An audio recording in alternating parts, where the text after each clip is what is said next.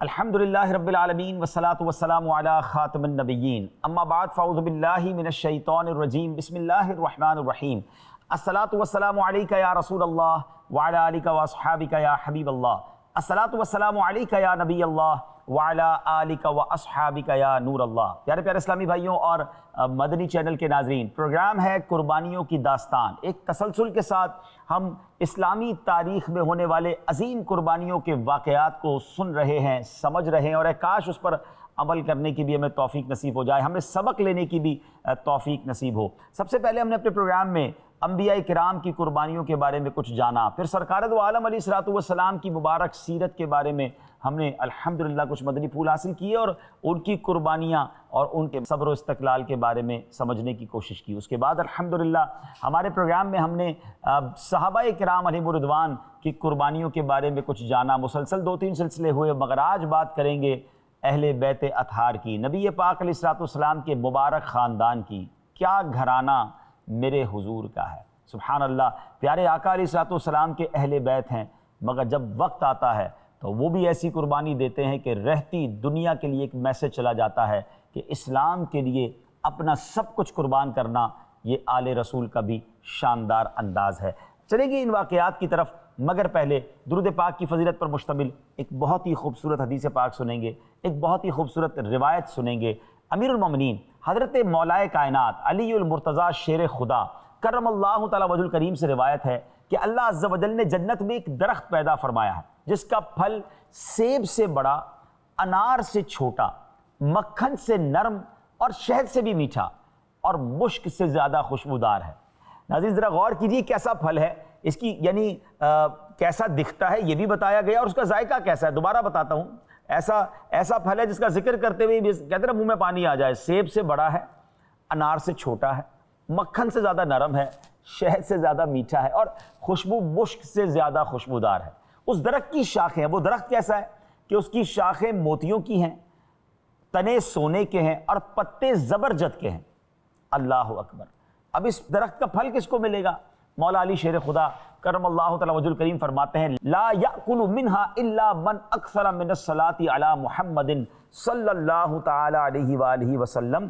فرماتے ہیں درخت کا پھل صرف وہی کھا سکے گا جو سرکار والا تبار حبیب پروردگار صلی اللہ تعالی علیہ وسلم پر کثرت سے درود پاک پڑھے گا۔ سبحان اللہ۔ اے درود پاک پڑھنے والوں، آپ کو مبارک ہو، انشاءاللہ جنت کے خوشبودار ذائقہ دار پھل آپ کے منتظر ہیں۔ اور جو درود پاک پڑھنے میں کنجوسی کرتے ہیں انہیں کنجوسی نہیں کرنی چاہیے، فضول باتوں سے اپنا وقت نکالیے اور درود پاک کی کثرت کیجیے اور جنت کے پھلوں کے حقدار بنیے۔ کیا خوبصورت بات اعلیٰ حضرت امام اہل سنت لکھتے ہیں نا، وہ تو نہایت سستا سودا بیچ رہے ہیں جنت کا، وہ تو نہایت سستا سودا بیچ رہے ہیں جنت کا، ہم مفلس کیا مول چکائیں اپنا ہاتھ ہی خالی ہے۔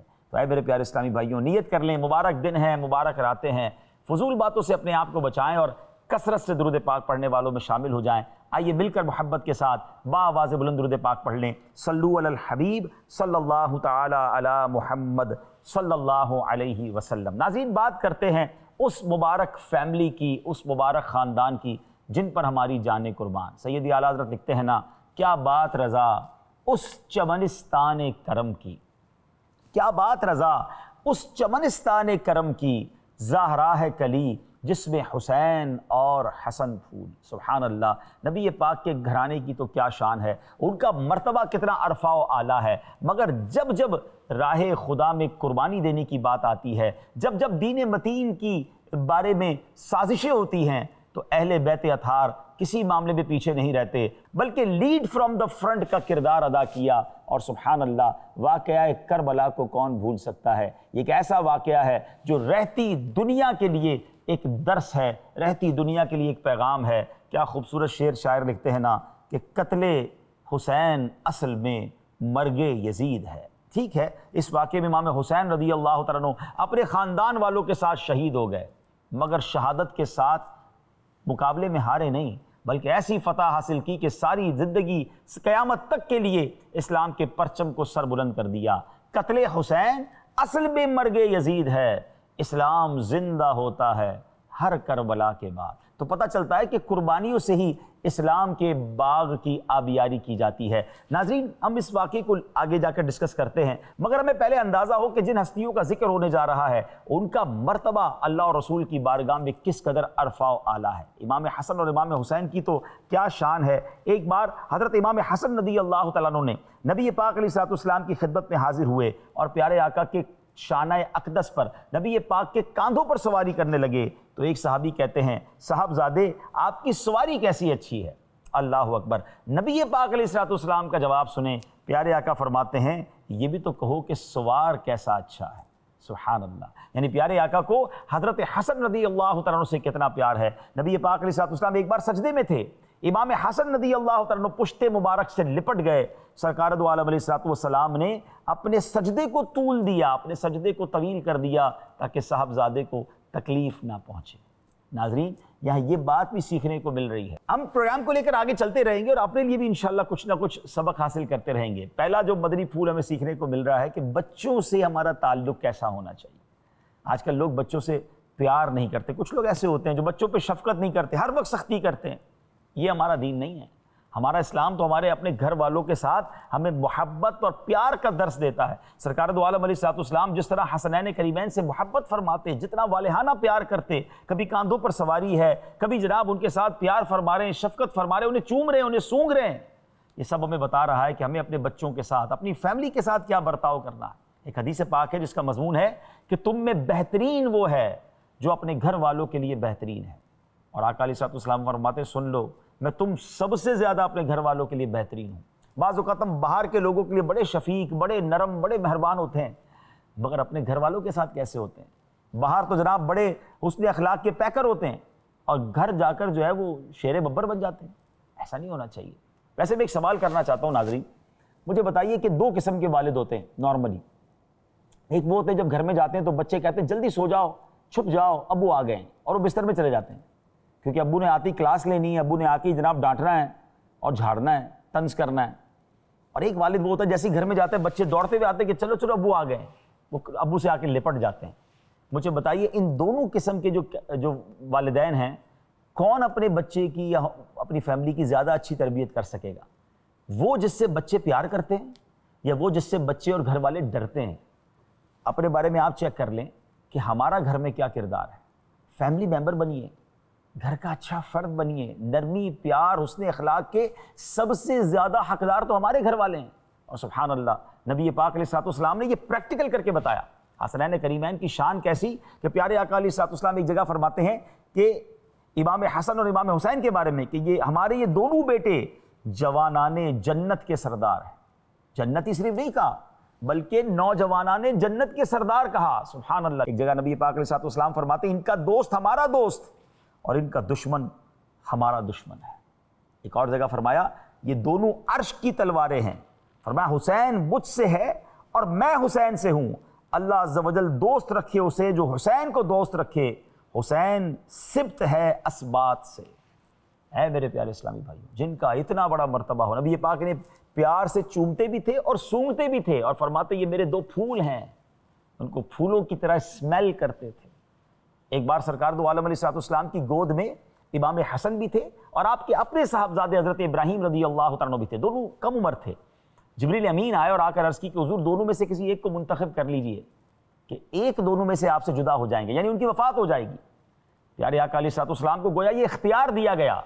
نبی پاک فرماتے ہیں کہ اگر ابراہیم دنیا سے جاتے ہیں تو مجھے تکلیف ہوگی، لیکن اگر حسین جاتے ہیں تو مجھے بھی تکلیف ہوگی، فاطمہ کو بھی تکلیف ہوگی، مولا علی کو بھی تکلیف ہوگی۔ نبی پاک علیہ الصلوۃ والسلام نے حضرت ابراہیم رضی اللہ تعالیٰ عنہ کا جانا، اپنے بیٹے کا دنیا سے جانا قبول فرما لیا، اور ایسا ہی ہوا کہ کچھ دنوں کے بعد حضرت ابراہیم رضی اللہ تعالیٰ عنہ جو نبی پاک علیہ الصلوۃ والسلام کے صاحبزادے ہیں وہ دنیا سے پردہ فرما گئے، اور پیارے آقا امام حسین کو دیکھ کر یہ کہا کرتے تھے کہ میرا وہ نواسا ہے جس پر میں نے اپنے بیٹے کو قربان کیا ہے۔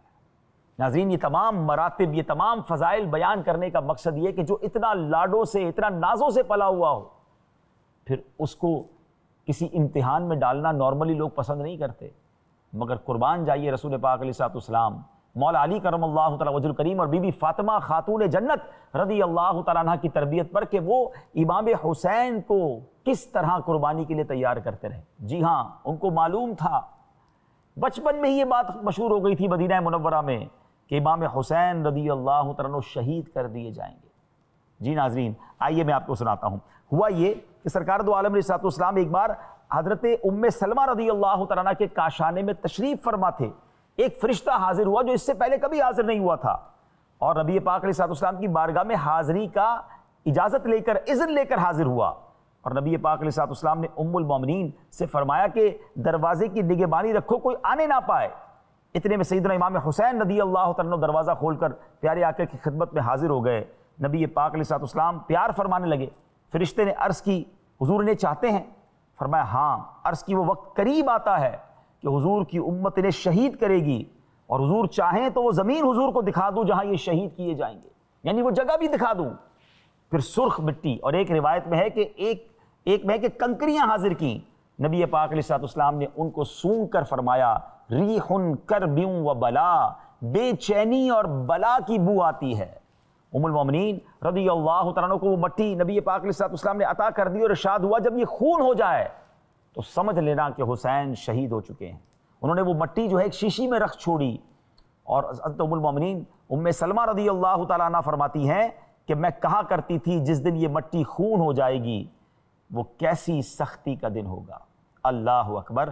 یعنی ناظرین ذرا سوچئے، نبی پاک کو معلوم تھا امام حسین شہید کر دیے جائیں گے، اور صرف پیارے آقا علیہ السلام کو نہیں، اور صحابہ کرام کو، مولا علی کو بھی معلوم تھا، بی بی فاطمہ کو بھی معلوم تھا۔ ایک اور روایت میں آتا ہے کہ حضرت امیر المومنین مولا علی کرم اللہ تعالی وجہ الکریم ایک بار صفین کو جا رہے تھے تو زمین ایک کربلا کے قریب سے گزرے، نام پوچھا لوگوں سے کون سی جگہ ہے؟ لوگوں نے اس کی حضور کربلا ہے۔ اب آپ اتنا روئے کہ زمین آنسو سے تر ہو گئی۔ فرمایا میں نے نبی پاک علیہ السلام کی خدمت میں حاضر ہوا تھا، ایک بار حضور کو روتا ہوا پایا، پوچھا حضور کس سبب سے اب آنسو بہا رہے ہیں؟ ارشاد ہوا کہ ابھی جبریل میرے پاس کہہ کر گئے ہیں کہ میرا بیٹا حسین فرات کے کنارے کربلا میں شہید کیا جائے گا۔ پھر جبریل مجھے وہاں کی مٹی میرے پاس لے کر آئے اور مجھ سے ضبط نہ ہو سکا اور میری آنکھیں بہہ نکلی۔ یعنی نبی پاک علیہ السلام کو معلوم ہے، مولا علی کو معلوم ہے، بی بی فاطمہ کو معلوم ہے۔ مگر ناظرین اب میں ایک سوال کرنا چاہتا ہوں، وہ لوگ جو امتحان سے گھبراتے ہیں، بعض اوقات تو یہ جملے کہتے ہیں نا، کہنے والے عجیب عجیب باتیں کرتے ہیں، یار میں نماز بھی پڑھتا ہوں، میں زکوٰۃ بھی دیتا ہوں، میں روزے بھی رکھتا ہوں، میں نے تو حج بھی کیا ہے، مگر مجھ پر یہ امتحان کیوں آ رہے ہیں، ہماری فیملی پر یہ امتحان کیوں ہیں؟ مجھے بتائیے، ہم سرکار دو عالم صلی اللہ تعالیٰ علیہ وسلم کے گھرانے کے قدموں پر لگنے والی خاک کے ایک ذرے کے برابر بھی نہیں ہے، مگر اس گھرانے پر کیسے امتحان آئے؟ مگر یہ سارے راضی ہیں، سارے ریڈی ہیں۔ میں ایک سوال کرنا چاہتا ہوں ناظرین، بی بی فاطمہ خاتون جنت رضی اللہ تعالیٰ عنہ کتنا پیار کرتی تھی امام حسین سے، مولا علی کس قدر پیار کرتے تھے، اور یہ جانتے تھے کہ سرکار دو عالم علیہ السلام کی دعائیں رد نہیں ہوتی، آپ تو رب کے حبیب ہیں نا۔ مگر کبھی ایسا ہوا کہ بی بی فاطمہ یا مولا علی نے آ کر نبی پاک سے عرض کیا ہو کہ حضور آپ کی دعائیں تو رب رد نہیں فرماتا، آپ دعا کریں کہ حسین پر آنے والا جو امتحان ہے، جو آپ بتاتے ہیں کہ شہید کر دیے جائیں گے، وہ ٹال دیا جائے؟ مگر کیا سرکار دو عالم علیہ السلام نے دعا کی، اللہ کی بارگاہ میں التجا کی؟ اللہ اکبر، یہ بڑا اہم نکتہ ہے۔ they all knows، وہ سب جانتے تھے۔ مدینہ شریف میں یہ خبر مشہور تھی کہ امام حسین شہید کر دیے جائیں گے۔ امام حسین ہی نبی پاک سے کبھی عرض کر دیتے کہ نانا جان آپ اتنا مجھ سے پیار کرتے ہیں اور آپ کہتے بھی ہیں کہ میں شہید ہو جاؤں گا، آپ اللہ سے دعا کریں نا یہ امتحان ٹل جائے۔ اللہ اکبر، ایوری بڈی نوز، سب کو معلوم تھا، مگر سب امتحان کی تیاری کر رہے تھے۔ امام حسین کو پالا جا رہا تھا، ان کی پرورش کی جا رہی تھی تاکہ یہ خاندان کا عظیم چشم و چراغ جو ہے اس خاندان کے نام کو اور روشن کرے، اپنا سب کچھ قربان کر دے، مگر دین کے پرچم کو سرنگوں نہ ہونے دے۔ اللہ اکبر، یہ کیسا درس ہے۔ کربلا کے واقعے کی تو بعد میں بات کرتے ہیں، واقعے سے پہلے کی بات تو کریں نا۔ ہمارا یہ حال ہے، ہمیں پتہ چل جائے ہمارے اوپر کوئی امتحان آنے والا ہے، ہم پریشان ہو جاتے ہیں، مگر وہ سب راضی ہیں۔ یہ ہے صبر و رضا کا پیکر ہونا، یہ ہے اسلام کے لیے قربانی دینا۔ جس ماں باپ کو پتا ہو کہ میرا بیٹا جوانی میں شہید کر دیا جائے گا، میرے بیٹے کو آگے جا کے تکلیف ہوگی، کتنی تکلیف ہوتی ہے ان ماں باپ کو، مگر ان کی زبان پر تو شکوہ نہیں تھا، زبان پر شکوہ رنج و الم لایا نہیں کرتے، زبان پر شکوہ رنج و الم لایا نہیں کرتے، نبی کے نام لیوا غم سے گھبرایا نہیں کرتے۔ ناظرین، کربلا کا واقعہ کیوں ہوا؟ اب تھوڑا سا میں اس کا سینیریو آپ کو بتاتا ہوں۔ امام حسین رضی اللہ تعالیٰ کو جب پتہ چلا کہ یزید نے، جو کہ بدبخت تھا، بد کردار تھا، اور اس نے لوگوں سے جبراً بیعت لینا شروع کر دی ہے، تو امام حسین رضی اللہ تعالیٰ کے پاس بھی نمائندے آئے۔ آپ نے انکار کر دیا کہ میں اس بد کردار کی بیعت نہیں کروں گا۔ اب کیا ہوا؟ اب یہ ہوا کہ کوفہ والوں نے امام حسین رضی اللہ تعالیٰ کو خط لکھنا شروع کیے کہ حضور ہم آپ کی بیعت کرنا چاہتے ہیں، ہم یزید کی بیعت نہیں کرنا چاہتے۔ امام حسین رضی اللہ تعالیٰ کو جب بہت سارے خطوط مل گئے، اور انہوں نے خطوط میں کچھ اس طرح لکھا کہ حضور اگر آپ نہیں آئیں گے اور ہم آپ کی بیعت نہ کر پائے تو ہم اللہ کی بارگاہ میں عرض کر دیں گے کہ ہم نے تو امام حسین کو بلایا تھا۔ امام حسین نے یہ عزم کیا کہ مجھے کوفہ جانا چاہیے۔ صحابہ کرام علیہ رضوان کو سب یاد تھا، فرات کے کنارے آپ شہید ہوں گے، آپ صحابہ کرام نے روکا آپ کو، آپ مت جائیے، آپ ایسا نہ کیجئے، وہ کوفہ والے وفا والے نہیں ہیں۔ مگر امام حسین ایک مبلغ اسلام تھے، نبی پاک کے نواسے تھے، ان کے اوپر ایک ذمہ داری تھی۔ انہوں نے کہا کہ میں اللہ کی بارگاہ میں قیامت کے دن کیا جواب دوں گا کہ کوفہ والے مجھے خط لکھتے رہے اور میں ان کے پاس نہ گیا۔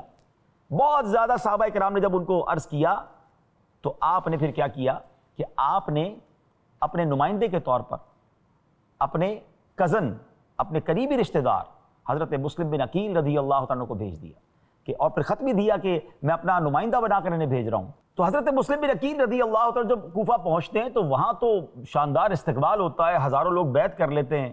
حضرت مسلم بن عقیل نے جب ایسا سب کچھ دیکھا تو آپ نے امام حسین کو خط لکھا کہ حضور اب آپ آ جائیں کوفہ، یہاں کے لوگ تو بڑے گرم جوشی سے ویلکم کرنے کے لیے آپ کو تیار ہیں اور وہ آپ سے بڑی محبت کرتے ہیں۔ امام حسین کو جب یہ خط ملا تو آپ اب کوفہ کے لیے روانہ ہو گئے۔ ذرا غور کیجئے، آپ جانتے ہیں یہ کون سا وقت تھا؟ یہ 4 ذوالحجہ ہے۔ مکہ، پہلے آپ مدینہ منورہ سے مکہ پاک آئے اور مکہ مکرمہ میں جب خط ملا تو آپ اب کوفہ کے لیے روانہ ہو گئے۔ یہ کتنی بڑی ایک اور قربانی ہے، قربانیوں کی داستان سن رہے ہیں نا۔ ذوالحجہ میں ساری دنیا حج کرنے جاتی ہے، 4 ذوالحجہ ہے، لوگ حج کرنے آ رہے ہیں۔ امام حسین حج کو چھوڑ کر اسلام کو بچانے کے لیے کوفہ کا سفر کر رہے ہیں۔ یہ کتنی بڑی قربانی ہے۔ پہلے نانا کے شہر مدینہ منورہ کو چھوڑا، اور آپ کو اور آپ کے رفقا کو یہ تھا کہ وہاں جا کے کچھ بھی ہو سکتا ہے۔ ساری زندگی جس کی مدینے میں گزری ہو، ذرا سوچیے اس کو مدینہ چھوڑنا کتنا مشکل لگا ہوگا۔ یہ کتنی بڑی قربانی ہے۔ پھر حج کے دنوں میں کعبے کو چھوڑ کر کوفہ جا رہے ہیں۔ راستے ہی میں آپ کو اطلاع مل گئی کہ حضرت مسلم بن عقیل کو شہید کر دیا گیا۔ کوفہ والوں نے بے وفائی کر لی ہے۔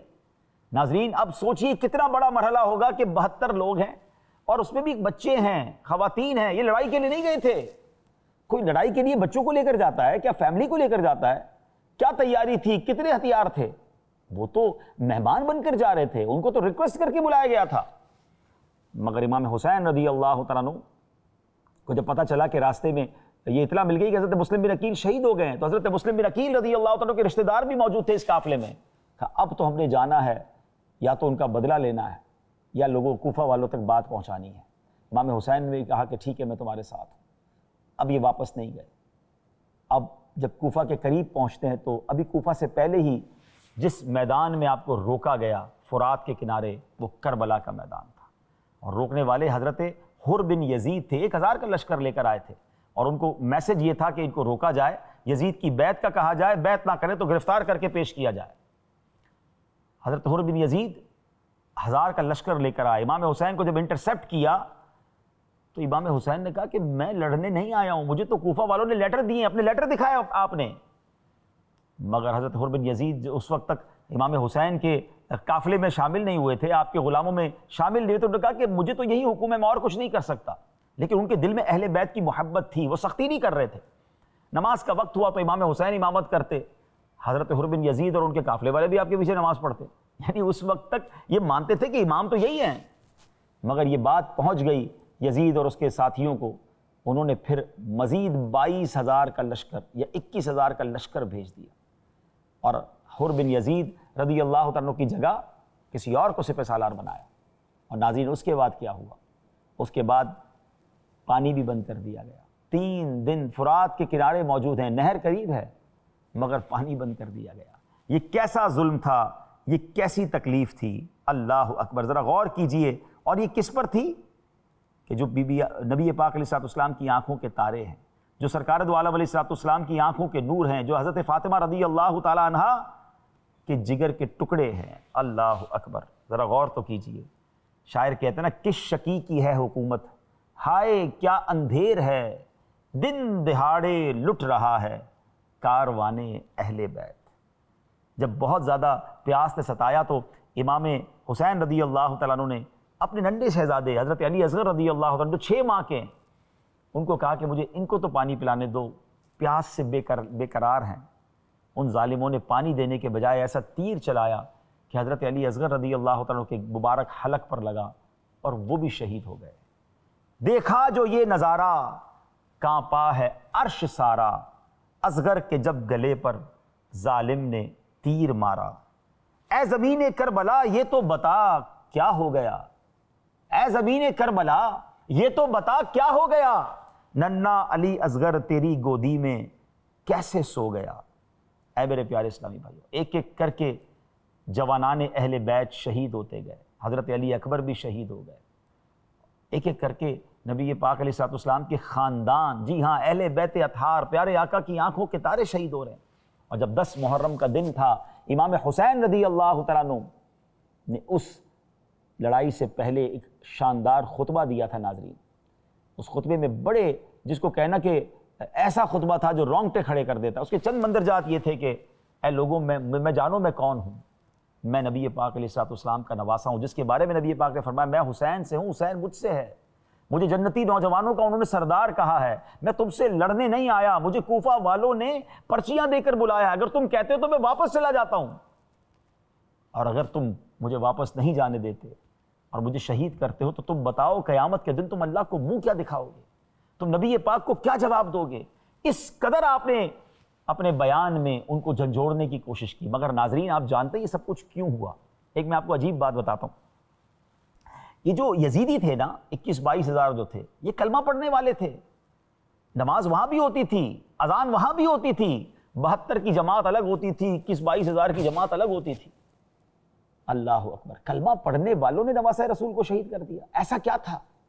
اب بڑی اہم بات سمجھنی ہے، کیونکہ یزید کی طرف سے ان یزیدیوں کے لیے انعام کا اعلان تھا، اس کے سپہ سالار کے لیے تہران کی گورنری کا اعلان تھا، بڑے مال و دولت کا اعلان تھا کہ اگر امام حسین کو شہید کر دیا گیا تو تمہیں یہ ملے گا۔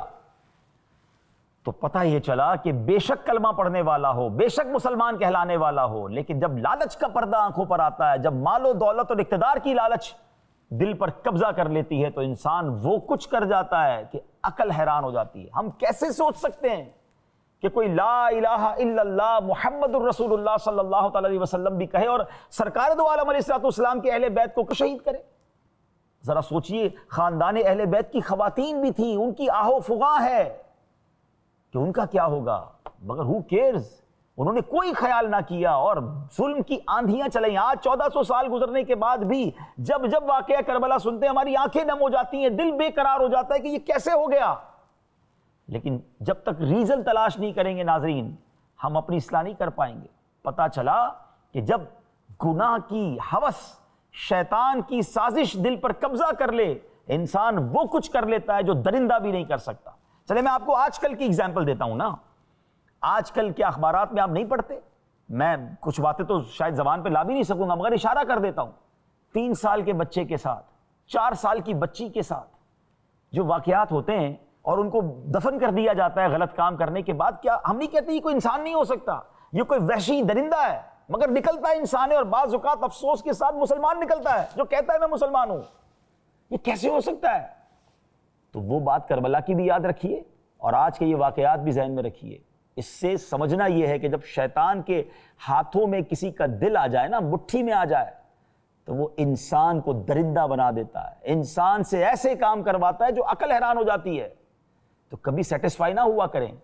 اب اس سے سیکھنا یہ کہ ہمیں شیطان سے دور رہنا ہے، اس کے واروں سے دور رہنا ہے، نفس و شیطان کی لالچ سے دور رہنا ہے۔ مگر کیسے رہیں گے جب دن رات شیطان کی بات مانی جا رہی ہے، جب دن رات شیطان کی باتوں پر عمل کیا جا رہا ہے، برے دوستوں میں بیٹھا جا رہا ہے، شرابیوں اور جواریوں اور معاذ اللہ بدکاروں کے ساتھ جو بندہ بیٹھ رہا ہے اور حرام کمانے کے پلان کر رہا ہے، تو کبھی بھی شیطان اس کا دل اپنی مٹھی میں لے گا اور اس سے ایسے کام کروائے گا کہ بعض اوقات اس کی عقل حیران ہو جائے گی۔ اپنی ماں، اپنی بہن، کیا ہم نے نہیں سنے واقعہ کہ اپنے گھر کی خواتین کے ساتھ لوگوں نے کیا کچھ کر دیا جب نشے کے اندر تھے، جب شیطان نے ان پر حملہ کیا؟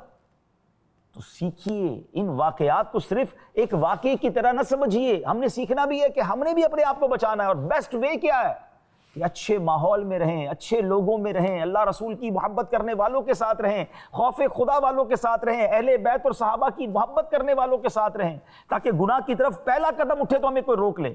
احادیث میں یہ مضمون ملتا ہے کہ جب بندہ کوئی گناہ کرتا ہے اس کے دل پر ایک سیاہ نقطہ لگ جاتا ہے، ایک نقطہ، دوسرا گناہ کرتا ہے ایک اور سیاہ نقطہ، تیسرا کرتا ہے ایک اور سیاہ نقطہ، ایک وقت آتا ہے اس کا پورا دل ہی کالا ہو جاتا ہے۔ اب نصیحت کی کوئی بات اثر نہیں کرتی۔ وہ تمام لوگ غور کریں کہ جب کوئی دینی بات انہیں کہتا ہے انہیں بیزاری کیوں محسوس ہوتی ہے، اللہ رسول کی بات ہو تو ان کو دل نہیں لگتا ہے، مسجد میں ان کا دل چین نہیں پاتا ہے، تلاوت قرآن ہو تو نیند آنے لگتی ہے، بھاگنے کو جی چاہتا ہے۔ کہیں ایسا تو نہیں کہ دل سیاہ ہو گیا ہے؟ پلیز، خوف خدا میں آنسو بہا کر اس دل کو اجالا کیا جا سکتا ہے، اس دل کو صاف کیا جا سکتا ہے، مگر اس کے لیے نیک ماحول کی بڑی ضرورت ہے۔ بہرحال یہ انسیڈنٹ ہوا، سب کو شہید کر دیا گیا۔ قربانی کی داستان ہے نا یہ سلسلہ، کیسی قربانی ہے، رہتی دنیا کے لیے یہ درس ہے کہ آپ نے جب آخری وقت آیا تو امام حسین نے ایک عرض کی تھی کہ مجھے امام حسین نے فرمایا کہ مجھے سجدہ کرنے دو، 2 رکعت نفل پڑھنے دو، اور آپ نے نماز پڑھی اور سجدے ہی کے عالم میں امام حسین کو شہید کر دیا گیا۔ یہ سجدہ بھی پیغام دے رہا ہے ناظرین، عبادت ہو تو ایسی ہو، تلاوت ہو تو ایسی ہو۔ سر شبیر تو نیزے پر بھی قرآن سناتا ہے، یعنی تلواروں کے سائے میں آپ نماز پڑھ رہے ہیں، اور جب آپ کا سر اقدس نیزے پر اٹھایا گیا تو آپ کے سر اقدس سے تلاوت کی آواز آ رہی ہے۔ یہ سجدہ، یہ تلاوت ہمیں بتا رہی ہے کہ ہم تو تلواروں کے سائے میں بھی نماز نہ چھوڑیں۔ اور اے اہل بیت کے چاہنے والوں، کربلا والوں کی یاد منانے والوں، ہم کربلا کی نیاز تو بڑے شوق سے کرتے ہیں، کیا ہمارا کام صرف کھچڑا بنانا، نیاز کرنا، نعرے لگانا ہی ہے؟ وہ کربلا کے میدان میں نمازیں پڑھیں اور آپ اپنے گھروں میں بیٹھ کر ٹھنڈی چھاؤں میں نماز نہ پڑھیں؟ ان کا سر اقدس نیزے پر تلاوت کرے اور ہم سارا سال قرآن پاک بلکہ قرآن پڑھنے ہی ہمیں نہ آئے؟ بتائیے نا، ہم کہتے تو ہیں ہم حسینی ہیں، ہونا بھی حسینی چاہیے، یزیدی تھوڑی ہونا ہے۔ مگر میں 2-3 باتیں کر کے اپنی بات ختم کرتا ہوں، ایک پیغام دے کر جانا چاہتا ہوں۔ مجھے بتائیے کربلا کی راتوں میں کیا ہوا تھا؟ جب یہ 10 محرم سے پہلے جو راتیں تھیں نا، 2 خیمے لگے ہوئے تھے، ایک خیمے میں تلاوت ہے، دعائیں ہیں۔ اس رات بڑی گریہ وزاری تھی اللہ کی بارگاہ میں، شہدائے کربلا، اہل بیت اطہار دعائیں کرتے رہے، عبادت کرتے رہے، سجدے کرتے رہے، مگر یزیدی لشکر کے خیموں میں ناچ گانے تھے، رنگ رلیاں تھیں، شراب تھی۔ مجھے بتائیے ہماری راتیں کیسی گزرتی ہیں آج؟ یزیدی طریقے پر یا حسینی طریقے پر؟ شراب پینے والا کیسے کہتا ہے میں یہ حسینی ہوں؟ جوا کھیلنے والا کیسے کہتا ہے میں حسینی ہوں؟ نماز قضا کرنے والا یہ کیسے کہہ سکتا ہے میں حسینی ہوں؟ بے پردہ بے حیا عورتوں سے دوستیاں لگانے والا، رنگ رلیاں منانے والا کیسے کہہ سکتا ہے میں حسینی ہوں؟ پوچھیے اپنے آپ سے، اگر حسینی ہیں تو کربلا کا میدان نماز کا درس دیتا ہے، کربلا کا میدان تلاوت کا درس دیتا ہے، کربلا کا میدان اللہ کی بارگاہ میں مناجات کا درس دیتا ہے۔ خواتین کو کیسا درس مل رہا ہے کہ سامنے گھر کے افراد شہید ہو رہے ہیں مگر بے پردہ ہو کر باہر نہیں نکل رہی ہیں، اللہ کی رضا پر راضی ہیں۔ کربلا کا میدان ہماری ماؤں بہنوں کو پردے کا درس دیتا ہے۔ مصیبت تو دور کی بات ہے، آج تو خوشیوں میں بے پردگی ہو رہی ہے، شاپنگ سینٹر اور بازار آباد ہیں اور بے پردہ گھوم رہی ہیں اور کہتی ہیں ہم کربلا والوں سے محبت کرتی ہیں۔ اگر خاتون جنت کی کنیزیں ہیں تو پردہ اختیار کیجیے، حیا کی چادر اپنائیے۔ بہرحال ناظرین، کربلا کا میدان ہم سب کو یہ درس دیتا ہے، ہماری ماؤں بہنوں کو بھی یہ درس دیتا ہے۔ تو اے محبت کرنے والوں، کربلا والوں سے ان پیغامات کو ریسیو کیجیے اور پھر اپنی زندگی میں امپلیمنٹ کیجیے، اپنی ذات میں اس کو شامل کیجیے۔ اللہ پاک مجھے اور آپ کو حسینی طریقے پر زندگی گزارنے کی توفیق عطا فرمائے، یزیدی طریقوں سے ہمیں بیزاری نصیب فرمائے، اور امام حسین کے نقش قدم پر چل کر دین متین کی خاطر قربانیاں دینے والا ہم سب کو بنا دے۔ ناظرین، پروگرام دیکھتے رہیے، اگلے پروگرام میں مزید قربانیوں کی داستان لے کر آئیں گے۔ ہمیں اپنی دعاؤں میں یاد رکھیے گا۔ صلو علی الحبیب صلی اللہ تعالی علی محمد صلی اللہ علیہ وسلم۔